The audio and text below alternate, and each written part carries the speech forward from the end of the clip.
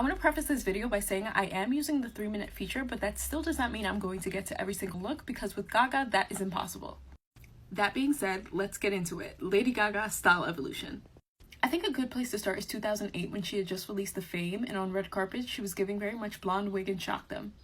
She wore a lot of latex and metallics, which she later explained was her way of subverting that expected sex appeal of a pop star. Then she started using fashion as a way to make cultural and political statements, like this Muppet outfit that showed her stance about wearing fur.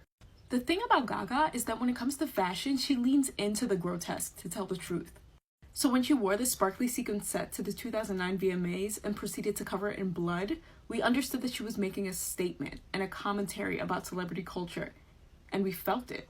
Of course, there are looks that Gaga has done that are way less obvious, and you kind of just sit back and you think, what is she doing? But that's also part of the artistry of fashion.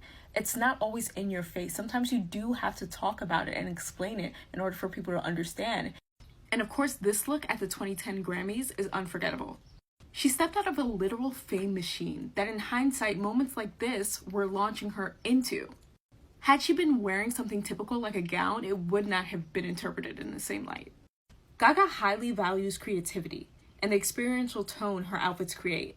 And that's why this 2011 Mugler can be such a look after she literally hatched on stage. But we also have to talk about what being a muse for people like Alexander McQueen has done for both the fashion industry and the music industry. Of course, she isn't the first star to have such an intricate relationship with the fashion industry, but I think she might be one of the biggest to take it as far as she did, like in this Tom Brown suit.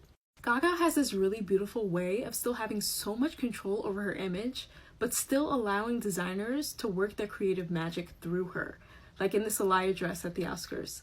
And in this 2016 Versace, I think this was one of the first times I'd ever seen what Gaga's features actually look like. And that was an experience in itself. In more recent years, her style has been a lot more personal, like in this 2018 Marc Jacobs suit, where she said she was reclaiming her power. She's no longer a newbie in the industry, which Gaga says definitely affects her style. She doesn't have to dodge any boxes being placed on her because she has control over who she is and where she's going in her career. Of course, she still is Gaga, so at the end of the day, she's artistic and flamboyant. But with her new stylist Tom Earbout and Sandra Amador, I think she's reached a point in her career where she can exude this kind of quiet power. So looks like this McQueen and this Valentino can now be seen on Gaga as more regal and beautiful. I think Gaga will always be seen as ostentatious because she's bold enough to let the creativity on the inside match the outside. But I'm glad that now we can see her as simply a person as well.